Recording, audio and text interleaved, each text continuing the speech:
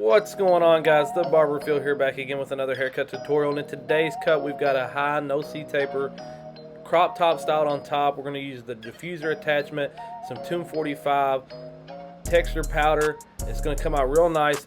This man gets the works today, though. We got a freestyle design in the back taper, razoring his eyebrows, put a slit in his eyebrows. So you name it, we got it done. Stay tuned to the end.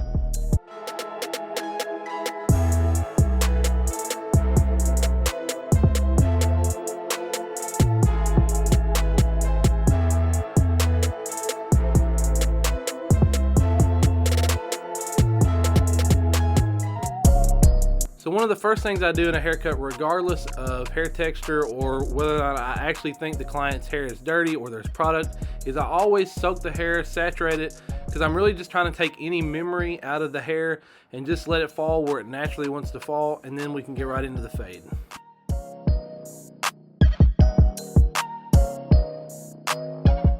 So we're doing a high no C taper, so we took that detailer and we tapped that bald line in from the round of his ear on the left side to the bottom of his vertical bar on the right, which is pretty much right where that top of the C cup ends up.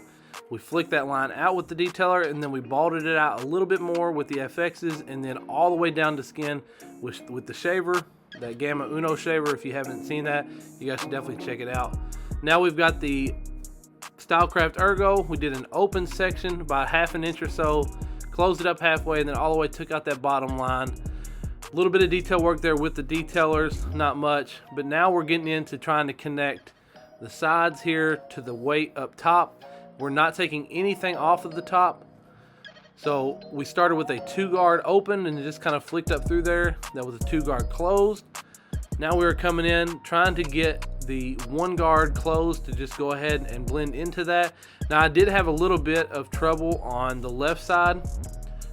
If you've cut Hispanic hair much, you know that it's, when cut shorter, you can see through it a lot, but it's also very dark and coarse at the same time.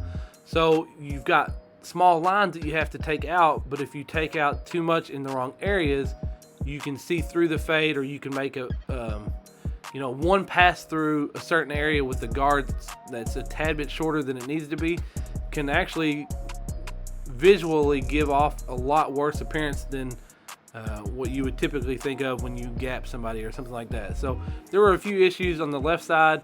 He had some very dark spots underneath that caused a little bit of issue. And basically right here we've got the Wahl Premium half guard. We were doing a little bit of detail work trying to connect it some. We're going ahead and doing a vertical bar here. Going back and looking at it, I may have added a little bit of the Onyx Black 245 no drip color enhancement, just to stretch that vertical bar out a tad bit, because it was a shorter vertical bar to begin with, but we chose not to. Now we're getting into the round about his ear, making sure that we use the corners of our blades so that we can get that nice curved edge, and then once we get back behind the ear, we can use the full width of the blade, put a nice sharp straight line down that neckline, and then we'll get into that back taper.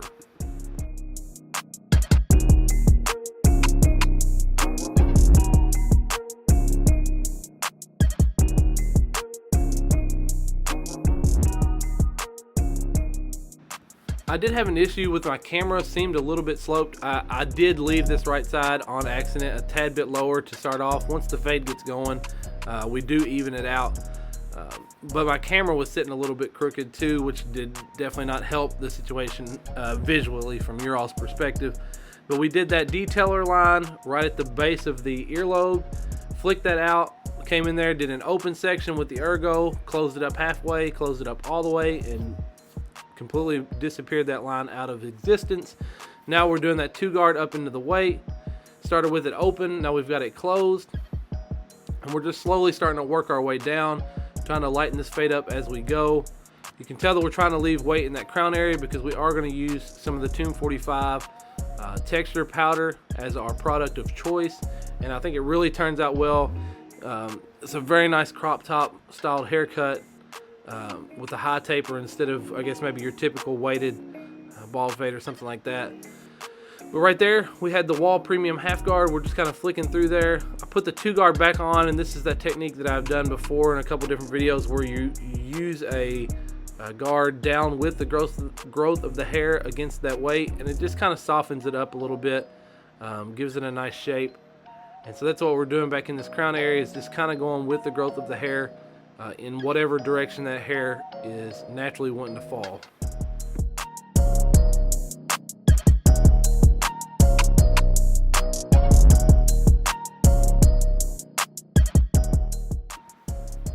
So I only did the right side and the back. I went ahead and left off the left side. I'm trying to see if you guys like that more, or if I should add all 3 sides in. But as you could tell in this front lineup, his hair did definitely grow more prominent in the middle. So we lifted that hair up, found how high that we could go without obviously getting into his natural actual hairline. We're using the FXs to tap that in, and yes, I do realize that this right side is a tad bit lower. His hair did kind of like dip down that side. We will come back in here in just a second and even that out a little bit more. But I really did like the way that this haircut came together. Like I said, the only thing I may have done different was stretch out or darken the vertical bars a little bit more. That might have been the one thing that I could have done to really make this haircut pop a little bit more. And here in a second, we'll get in. It's the back end of a freestyle design. Once again, guys, I've gotten onto myself. I've mentioned it before that I've got to get this camera quality better. I'm losing too many parts of haircuts, and so that's kind of annoying and messed up on my part. But right here is that freestyle design, and I'm getting a little bit of help there. We had a finger cameo from Cuts by Coast. He's an amazing barber that works right next to me. We've been working together since barber school. Make sure you check out his Instagram and his YouTube, Cuts by Coast.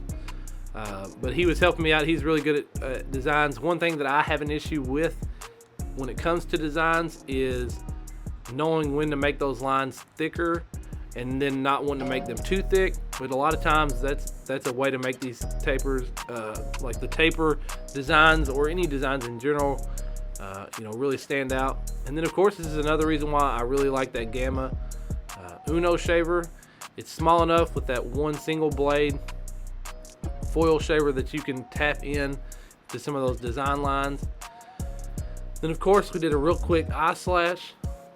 And then now we're just going to take our exposed blade razor, we're going to stretch that forehead skin up, and then we're going to pull that razor back towards his eyebrows, and we're just basically making sure that there's no crazy hairs that are growing above it. I'm just keeping it shaped to the natural contour of his eyebrows.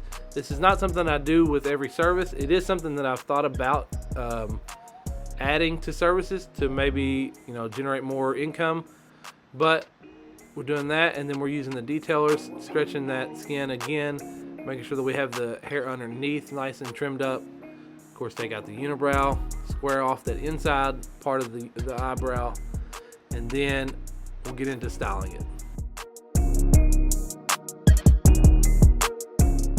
So I'm not going to tell you that you need to go out and buy a $400 Dyson blow dryer, although if you did invest in it, I know that you wouldn't regret it.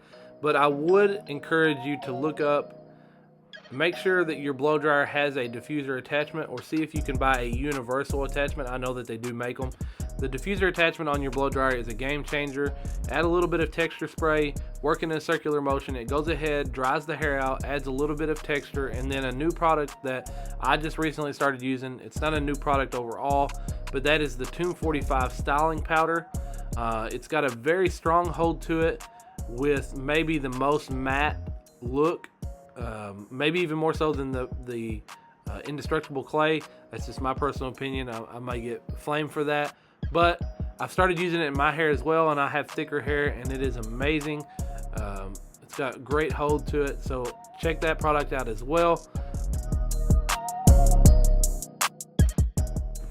So here's the before, guys. As you can tell, if you look at the crown area, that's one reason why I like to start off saturating the hair, let it fall down in its natural place, and then you can get right into cutting it from there. So we did the works, guys. Like I said, we did a high taper, took out the C. We did not touch the top. Lined up the front, which I really like with these crop tops. We did a freestyle design in the back. We did an eyebrow slash. We did razors on the eyebrows. So we did the works in this one. He was really happy with it. You guys can't see from this angle, but he was really happy when he saw it in the mirror. Guys, take a second, hit me up in that comment section. Let me know what you thought about this tutorial. Like the video if you liked it. Dislike it if you didn't. Consider subscribing if you're new. Enable those notifications. That way you never miss another video from me. Remember, guys, Sunday and Wednesday is the schedule as always. And until the next video, guys, y'all know I appreciate it.